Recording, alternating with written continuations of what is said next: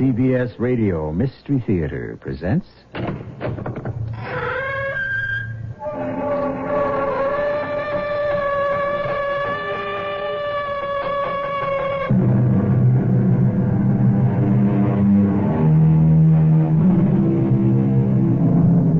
Come in. Welcome. I'm E.G. Marshall. The theme of our tale is temptation. It comes in many sizes and many forms. Its consequences are always the same. They vary only in degree. If you give in to temptation, you acquire a secret, and it possesses you, nags at you. It lies there, waiting to be exposed. The fact is, we often want to confess it to get rid of it. That's conscience at work. Confession may be good for the soul, and a long stay in prison. We're in a tavern in a dusty little village in southeastern New Mexico. If you could get him out on the river, Millie, that old Rio Grande would... Scrub it, Walt. Ben wouldn't take me fishing. No way. You leave it to me. I'll get him worked up real good one of these days, and he'll have the big one. Tonight helped. I wish he'd drop dead. That's the idea, darling.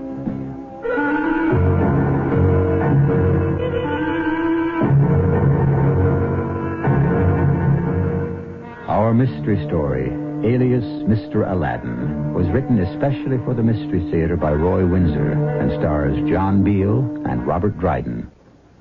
It is sponsored in part by Contact, the 12-hour cold capsule. I'll be back shortly with Act One.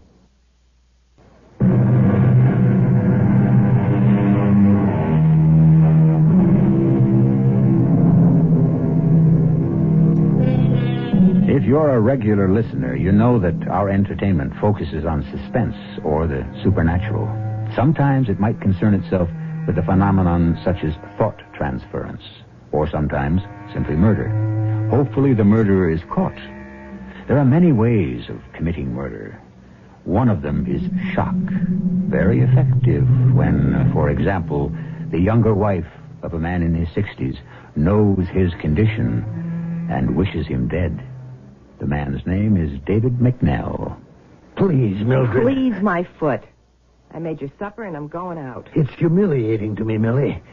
Can't you understand that? You're my wife. I'm your housekeeper and cook, not a wife. And I'm still young and good looking. You expect me to sit in the house every night, look at the television, and watch you fall asleep at 10 o'clock? I realize You don't realize anything. I'm still alive. And I'm as good as dead. You said it. I didn't. But to go unescorted to that tavern... Unescorted? That's a laugh. You're living in another world, old man. Women are free today. I could take you to the tavern. Please, Dave, don't be ridiculous. The noise would give you a stroke. No, you just settle back in your lounge chair and watch the tube, or read a nice book about the good old days, or go play cards with your buddy across the street. You're still seeing Walt Hollins. Why not? Who else is there to talk to in this desert dump? He's still crazy about me, and he's a good dancer. And a bum. But he's a man. Not by my standards. Ben Baker's had him in court 4 or 5 times. Your buddy, the county prosecutor. I wouldn't give him the time of day. Honest Ben and his stuck-up daughter. I can't stand much more of this, Mildred. Well, you're stuck, old man. Until death us do part, or doth us, or however it goes. I wonder why I married you. You didn't. I married you. Remember me 20 years ago? I wish I didn't. It should have been obvious then why you married me. Right. Money. All that money you get twice a month down at the bank, year after year, out of the blue. You never told me where it comes from. And I never will. Just keep it coming in. And if it stops? I'd still have my fine house. No, our house. Not ours for long, David. Listen, you call Walt Hollins a bum. Sure, he's been picked up on a few charges, but he's open. He's out front. You're not. You're close. You've always been a kind of Mr. Nobody from nowhere. Meaning, just what? There's some secret about you. Twice a month you go to the bank and get your money, but all you do is put $5 or $10 in savings. Then you come home and you got a wad. That's what I mean. Where does it come from? I've got a lamp. Uh-huh.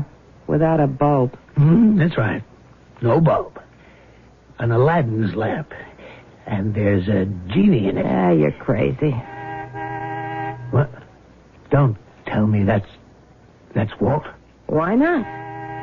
Well, have fun with your genie. You know where I'll be. I'll do it. I have to do it. I can't live like this. I'd rather die in prison. It's shameful, Pop. They drove off and Dave came out of the house. He just stood there kind of hunched over. I saw the whole thing when I turned off the kitchen light. Well, nothing we can do about it, Ann. Mildred's always been an alley rat. Walt Holland's even worse. I wish she'd married him before Dave settled here. By now, we'd be rid of both of them. They hang out at the tavern. I've been there with John, and we've seen them. Mildred still thinks she's a movie star.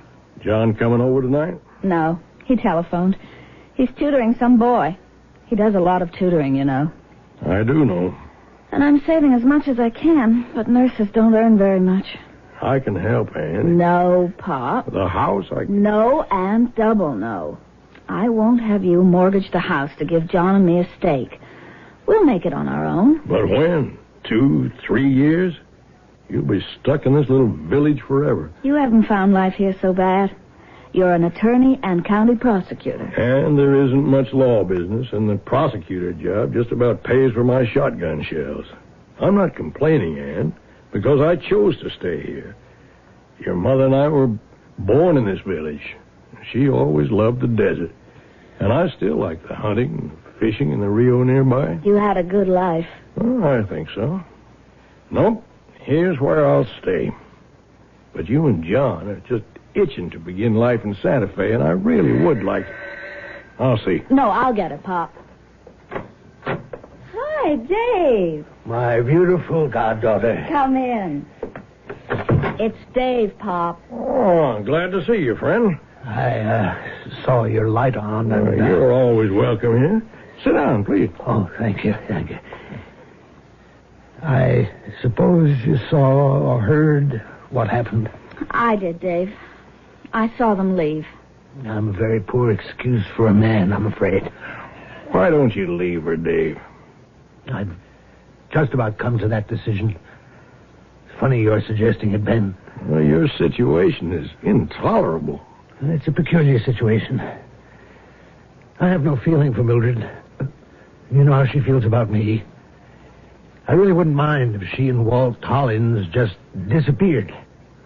What's intolerable is how they flaunt me. If I had your money, Dave, I'd do the disappearing. Well, that's easier said than done. I have my genie to consider. Your genie? Mm-hmm. You know about Aladdin, Ann? Sure. He rubbed his magic lamp, and the genie granted him what he wished for. Well, the genie likes it here. What the devil are you talking about, Dave? You all right? Oh, sure, of course. It's just a joke. Well, you're being mighty mysterious, friend.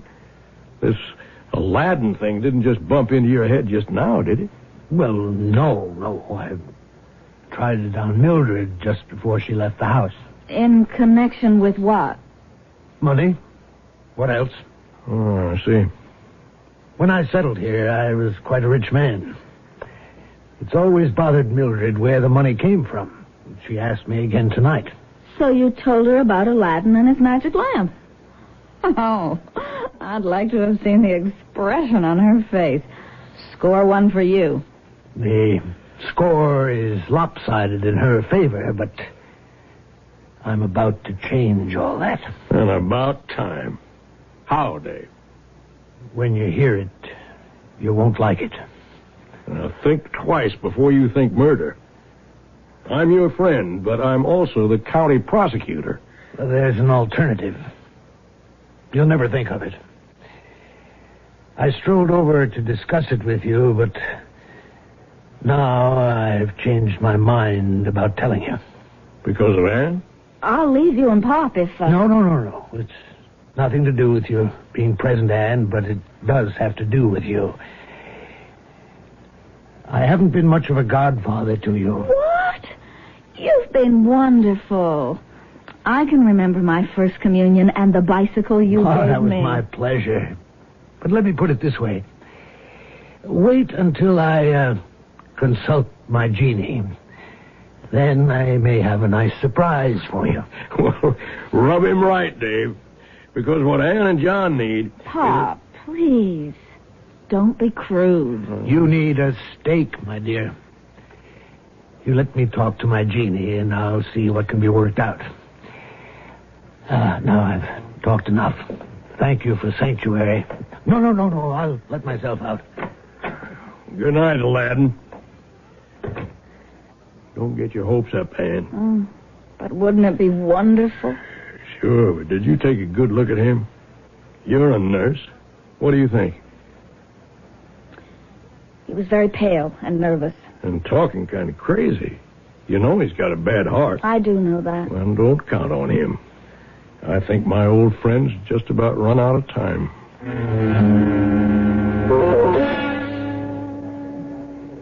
Maybe you're a bum, Walt, but you sure can dance. The old man said that? I'm a bum? Uh-huh. I ought to put him out of his misery. No rough stuff, lover. What time is it? 11:15. Oh, I better get back home. No, it's early, Millie. I owe him something. Yeah? What? He's sick. For all we know, maybe after you honked for him, he went into his room and passed out. Ain't that just what we're waiting for? Just give it time. It's all going to be mine one of these days. You've been saying that for a year, Millie. What's the rush? Well, it makes me feel funny. Us seeing out in the open all the time. Kind of a cheap shot at the old man. I feel bad about it. You? You said you wanted to put him out of his misery. I do. I want him dead. Or you to divorce him. Oh, boy. You'd still have the swell house. You could sell it. No. I want the money, too. I want everything. He's rich, all right. Since he came back here 20 years ago, he's never done a lick of work. Where's the money come from, Millie? Oh, don't think I haven't tried to find out. He goes to the bank and he comes home with enough to choke an alligator. Maybe he keeps it in a safe deposit box, huh? Try again. I've looked. I have watched him for as long as we've been married, and I still don't know. I never really knew anything about him. Blackmail? Maybe he gets money through the mail and pretends he gets it from the bank. I open all the mail, Walt. Nothing. And he can't get it from the bank. There's only 1,000 in savings. Well, then he's got it squirreled away somewhere. It comes from somewhere. I've searched. This time I'll help you. Let's do it now. Why not? Take me home, Walt.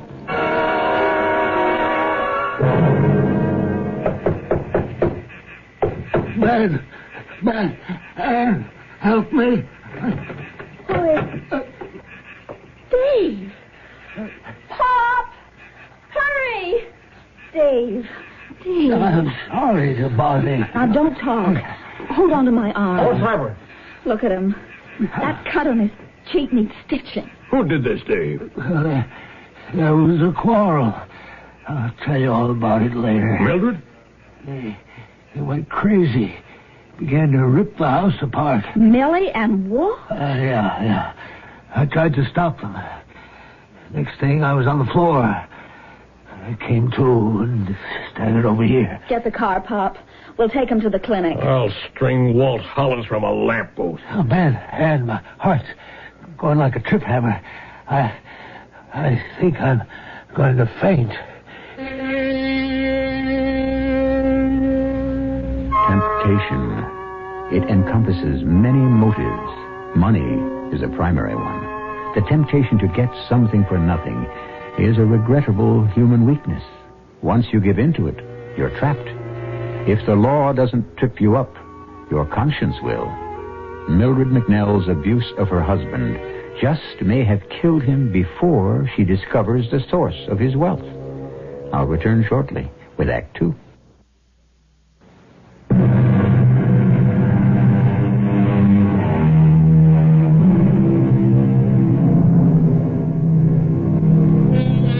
There's an old Moroccan proverb.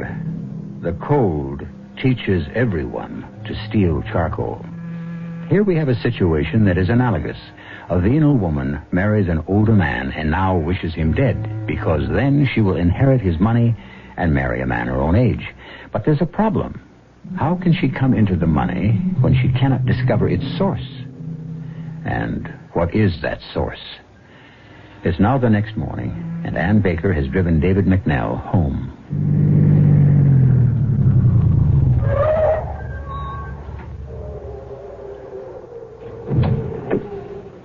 Coming, Dave? I suppose so. I'll see you into the house. No, I'm all right now, Ann. You lie down for the rest of the day.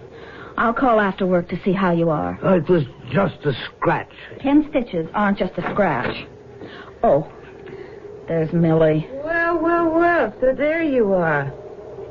Hey, what happened to your head, old man? Walt Hollins will have to explain that to my father, Millie. What do you mean? Pop is picking up Hollins for assault. Are you crazy? He didn't assault nobody. Oh, man. Tell your father to proceed. What is all this? What's the old man been telling you? Last night, you and Walt walked in and began to rip the house apart. When Dave interfered, Walt slugged him and knocked him down. That's a lie. And so are these 10 stitches, Mildred. Walt didn't touch you. You fell down and hit your head on the television set. You believe this crazy old man? A lot sooner than I'd believe that Walt Hollins. And run along. I'll check in after work. You try it. This time you've gone too far, Mildred. I want you out of here. Well, do you now? Just like that, huh? Well, I'm here, and here I'm staying. If anybody's leaving, it's going to be you, feet first. You're counting on that, I know. Then I'll leave. Without me and my money, you won't last 6 months in this house. This is a common property state, old man. You may have the house. There is nothing else. Oh, yeah? Money. Half goes to me. There is none. There's plenty, and you know it. And you'll produce it, or you'll go to jail. What if that's what I've got in mind? You got nothing on me, Baker. Mr. Baker to you, Hollins. You got nothing on me. Has McNell filed a charge? He'll do what I recommend. The charge is assault. Well, I just pushed him and he fell. In his own house. I was there because his wife asked me. You know, of course, that David McNell has a heart condition. Well, it's lucky for you and that wife of his that he didn't die. You'd be up on a charge of murder. The deputy will drive you to the county seat. You better get yourself a lawyer. I wish I could explain an animal like that. And Millie, she's another. They came from poor families. Hogwash, so did I. No, Ann, they walk a crooked line. They always have. They should be here by now. Did you see him after work? I tried. Millie wouldn't let me in. Oh, boy. Well, you run along. I'll wait outside for John. Don't be too late, dear. Have a nice visit with Aladdin. Hi, Dave. You all right? Sure. Pop's in the room on the porch. Oh, come in, Dave. Put your feet up. Just for a minute. How's the forehead? It hurts, but it's all right. Ben, what do you know about me? Well, that's a funny question. We've been friends for almost 25 years. You ever wonder why I settled here? Well, all of us did at first, but nobody pried. You said your health wasn't too good and that our climate was just right for you. I remember that. You know my relationship with Millie. She's a shrew. She sure is. Well, she hooked me with her pretty face and figure. Yeah, well, it's happened before. I owe her that. She really was beautiful, but she's a cruel, grasping woman. Ben, Huh? My name isn't David McNell. Huh? It's Neil Wheeler. Name mean anything to you? Can't say it does. So much for fame. Now, here, I brought something to show you. A clipping. Read it, man. What has become of Wheeler the dealer? You? A dealer? A dealer in what? Anything. You name it. Read on. Disappeared. Receipt stolen. Contract on his life. Mob alert in every major city. You? Me. I was part of a gambling syndicate. We were into everything. Entertainment, tables, real estate, travel. I was the front man. I spoke good English, and I dressed like a banker. The rough boys stayed in the background. And then I got ambitious. You wanted a bigger take, is that it? That's right. That was a mistake. So you got out before they got you? With over $200,000. Well over. I'd planned it for months. You sure you want to tell me all this, Dave? You know what I have to do. Turn me over to the police? That's right. You did abscond with money. How'd you get away with it? Oh, you can get away with anything if you prepare carefully enough. Well, that's what I did. 6 months before I dropped out of sight, I'd prepared a new identity. One night, as usual, 2 bodyguards accompanied me to the bank to make a deposit of the night's casino receipts. I carried the money in an attaché case. And? In my office, I made a substitution. I had another attaché case. It was filled with very high-grade, worn, counterfeit money. I was on my way. And you've been a fugitive all these years? I still see faces in the dark, Ben. How much money you got left? Over 50,000. Well, you'll have to turn it over to me, old friend. I want to. Where is it? Mildred's been trying to find out all our married life. She and Walt Hollins tried again last night. I'll bring it to you sometime tomorrow when she's out of the house. I don't want her to have a cent of the money. Well, all the same, you'd better tell me where it's hidden. If something happens to you, Dave... Business again. Where's the money hidden? Tackle box. Huh? False bottom. The money's hidden in waterproof rubber envelope. I had it made. It says fly tying. Dave.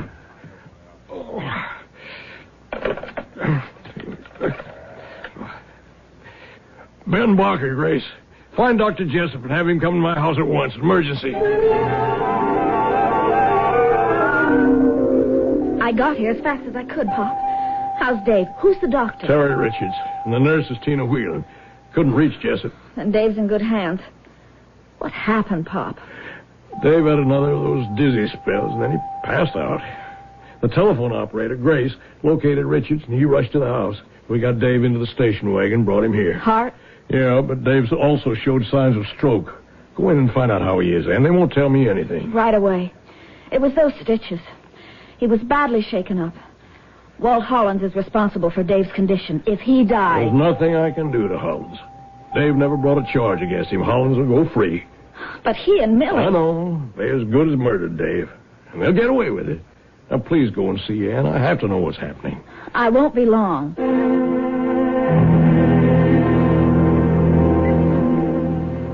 He's pale as the sheets, Ann. Coronary thrombosis. Blood pressure way down. Poor Aladdin. Can he survive? Dr. Richards doesn't think so. That's the only reason he let you in to see him. How long do you think, Ann? Minutes, maybe hours. No one can tell. Why don't you go home? I'll telephone if there's a change. No, I'll stick it out. Does his wife know? By George, no. I never think of Dave's having a wife. I suppose I'd better break the news to her. Do you want me to telephone her? No, thank you. I'm Dave's executive, you know. There are certain things I have to attend to. He left a few personal things to me. Mm-hmm. Aladdin's lamp. You never can tell. I think he'd want me to have it, don't you?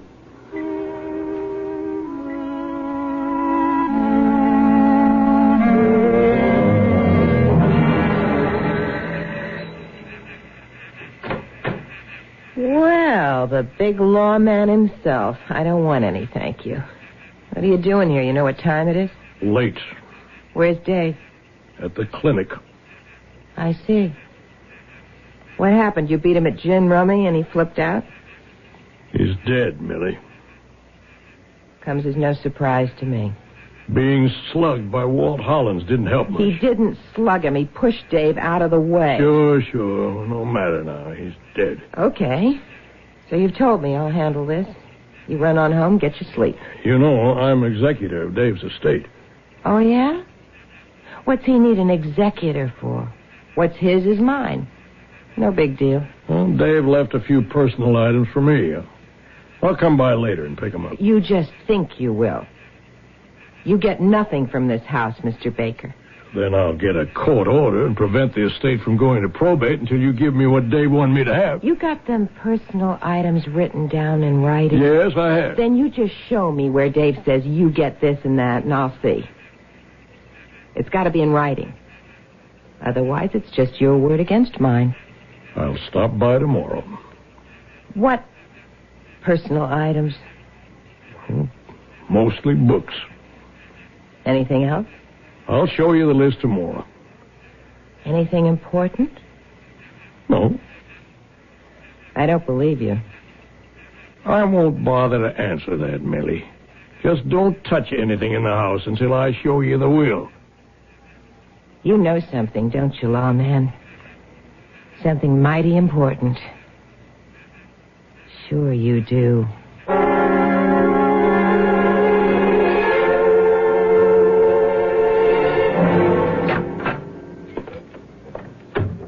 It's almost midnight, Pop. I know. I'm just sitting here thinking about Aladdin. How did charming Millie take the news? As expected. Said thank you and good night. She'll handle everything from now on. I telephoned the minister. Oh, that was thoughtful of you, Ann. There has to be a service. Everyone loved David McNair. Who? Neil? Who? I was thinking of somebody else. A friend of mine when I was in my teens. Oh? Association of Ideas. That boy died, too. I see. Sure. But I felt that you were referring to Dave. Oh, grief can play tricks. Mm-hmm. What's really on your mind, Pop? I feel kind of old. I've been running a long time. Maybe you were right when you said the time's come for me to sell the house and go to Florida. A stake for you and enough for me. This is kind of sudden. It's been coming for some time. Dave's death tipped it. I have lost a very valuable friend.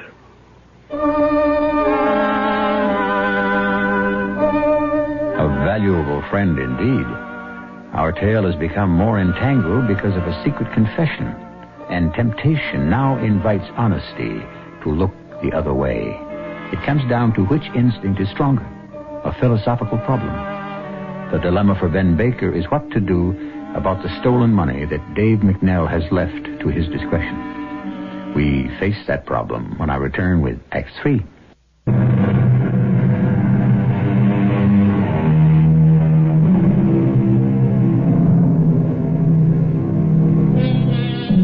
Many eminent writers think that a man's fate is his character.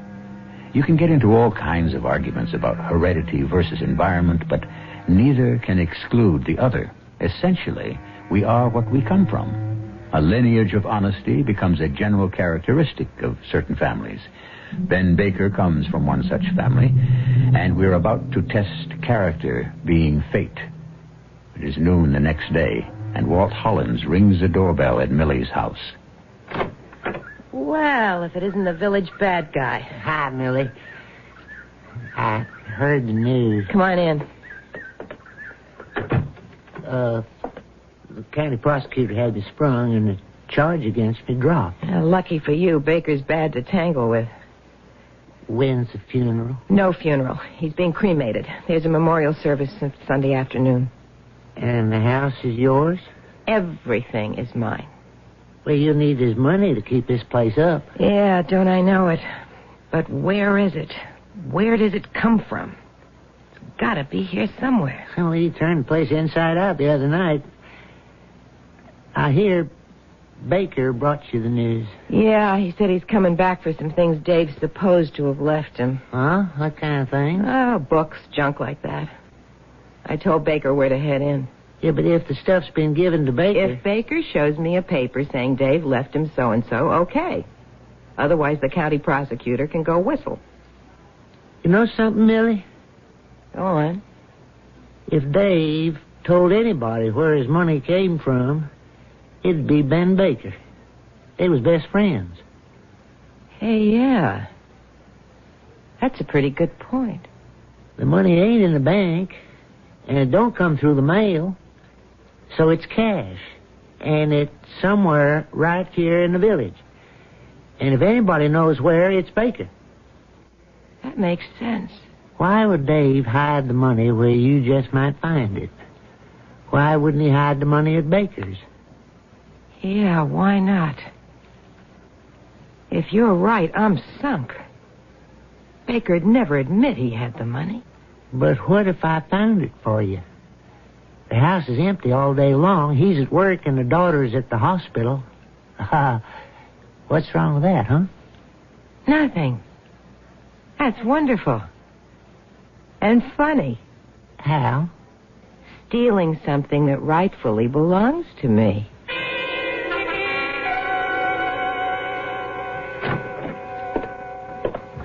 I'm home, Pop.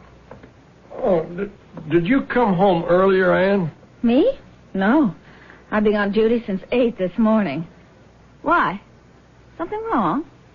I think somebody's been going through this house. What? Well, that's unheard of around here. Is anything missing? No, nothing valuable. A few newspaper clippings that I had in my roll top. Somebody went through that desk. What clippings? Oh, a few I cut out about a case that interested me. You were pretty distracted last night, Pop. Maybe you mislaid them. Well, maybe, but I don't think so. And something else. The carbon of a codicil to Dave's will. How strange. Yeah, isn't it? What's in the codicil? Well, it's a fake. I admit that. I wrote it to give to Mildred McNell. But that's illegal. I'm aware of that. The other night when Dave was here, just before he had another dizzy spell, he said if anything happened to him, there were certain things of his that he wanted me to have. Some books, his fly rod, fishing tackle, and his outboard motor. So? Well, that witch across the street won't let me have them. Then I'd forget about them. Well, that I won't do, even if I have to steal them. So you prepared a codicil? Yeah, well, that may not work anyway. She said she'd have to see what Dave gave me in his writing. You're the executor of Dave's estate. Oh, it amounts to nothing at all. Everything goes to Millie. Well, can't you hold up probate until you get those things you want? It would be your word against hers about what Dave left to you. Yes, I mentioned that to her. And I'd win. Her word's good for nothing. Then handle it that way, for goodness sakes. Don't march in and grab the stuff. You've got time on your side, Pop. I wonder how much.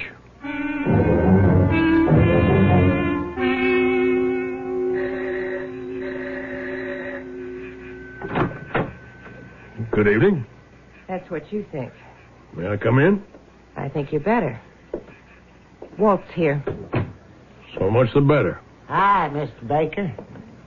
You got that paper in Dave's writing about the stuff he left to you? I have. Let me see it. I think you've already seen it, Millie. You're off the rails, mister. And you've also seen something else, haven't you? Don't you browbeat her. Here's the original of the codicil. The carbon was stolen from my desk. Who'd You would. Well, Walt here would steal it for you. Hey, are you accusing me? Certainly not. I have no proof. Well, what did you think of the clipping about Neil Wheeler, Millie? Don't answer him. Get a lawyer. Let him answer the question. A lawyer for what? How many persons do you want to know the story? You knew all the time, didn't you, Mr. Baker? Millie? You shut up. Dave told me the night he died. I suppose I'm obligated to tell the police. The press will find out. It's a big story. Don't you dare tell the police. But you were married for 20 years to a very clever criminal. And the mob just might come looking for you. All that money? You got that money, Baker. Wrong. Then where is it? Well, you've searched your own house and someone's searched mine. Any luck? Apparently not. Help us find the money, and I'll divide it with you, Mr. Baker. I'm afraid not. If the money ever is found, it won't be yours. Dave left you the house and nothing more. Walt, give him the stuff. Sure. I got it all in a pile. You're a very clever housebreaker, Howlands.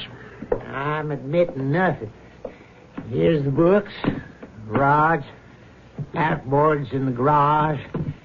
Here's Dave's old tackle box. That's it? Thank you. That's it.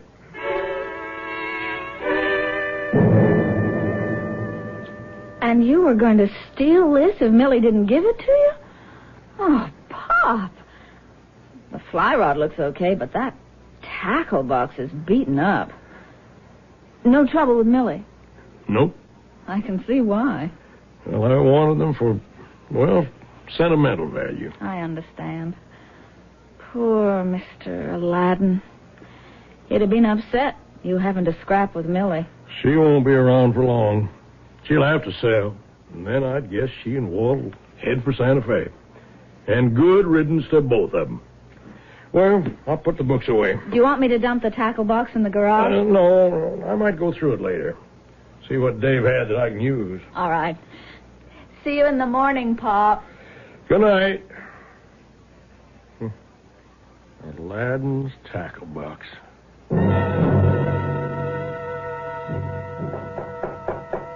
Now, who the...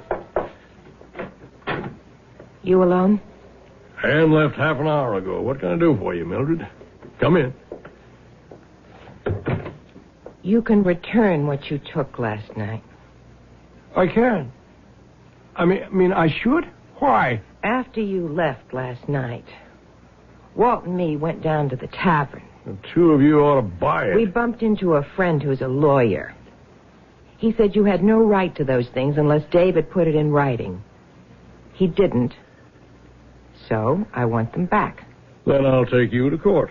So what? So the entire story will come out. I told you what most likely would happen. The police... Oh, sure. And the newspapers and the mob after me. Lies. Why are you making such a big fuss about nothing, Millie? Because the lawyer and Walt and me talked it over. And you know something? The lawyer's going to get it all out in the open. I was married to a crook, and the crook's best friend was you. You, honest Ben Baker.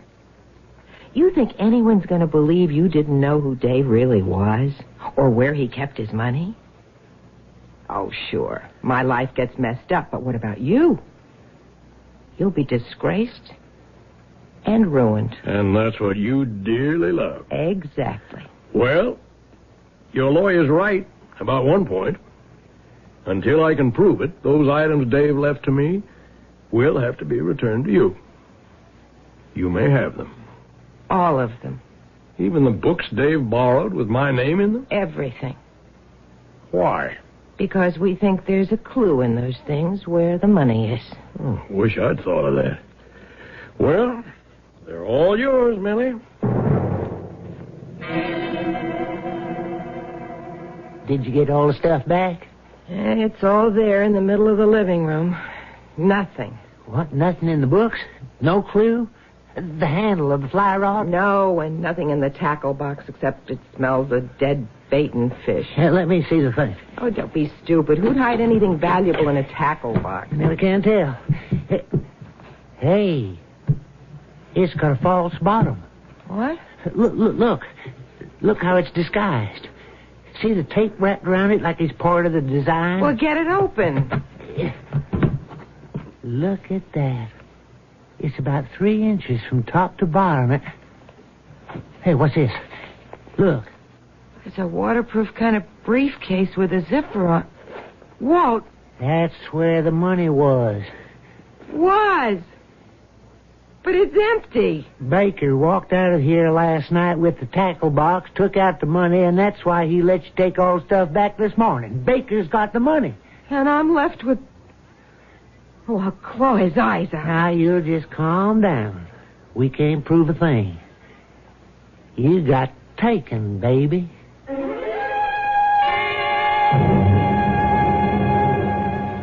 And now you know everything, Ann. How much did Aladdin leave? A small fortune. A little over 50,000. I wasn't going to tell you. I'm glad you did, Pop. What are we going to do about it? Well, it's money stolen from a mob. Illegitimate money. It doesn't belong to anybody. What about Millie? Well, she has the house. Aladdin meant this money for us. It'll set you and John up. You'll get most of it. I don't want much, just enough for Florida. What about your conscience, Pop? Can you live with it? Well, I'm sure gonna try, my dear.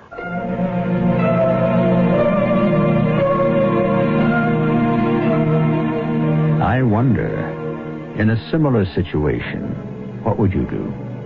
Return the money? To whom? To whom did it rightly belong? It was not stolen from a business, but from organized crime by one of its mob. You might perhaps make out a case for the wife, but that is not what David McNell intended. He indicated that as Ann Baker's godfather, he wanted to help her realize her dream. It's a tricky question. I'll have something further to say right after this.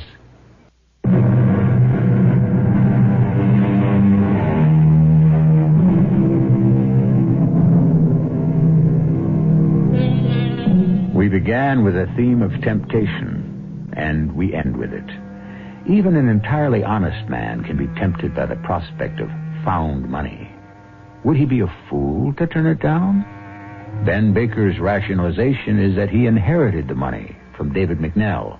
That is what McNell intended. Well, you try to resolve the ethics. Our cast included Robert Dryden, John Beale, Roberta Maxwell, and Terry Keane. The entire production was under the direction of Hyman Brown. And now, a preview of our next tale. I'm a cost analyst. Offhand, I wouldn't think there's much call for that in Council Forks. Well, I ought to know how to cook. Cook? Yes. I'm a splendid amateur chef. You know something? I'm stunned. Oh? Some old lady was supposed to come up to keep house, but she never showed up. Now, how'd you like to stay here and cook? I got a whole bunch of stuff in the freezer, but I don't know how to boil water, and I'm starving to death. Yes, but you see, I'm really not interested in cooking. So maybe if I could get my car started. You're not going anywhere. What did you say? I said, you're not going anywhere. Radio Mystery Theater was sponsored in part by Contact, the 12-hour cold capsule, and Buick Motor Division. This is E.G. Marshall inviting you to return to our Mystery Theater for another adventure in the macabre. Until next time, pleasant dreams.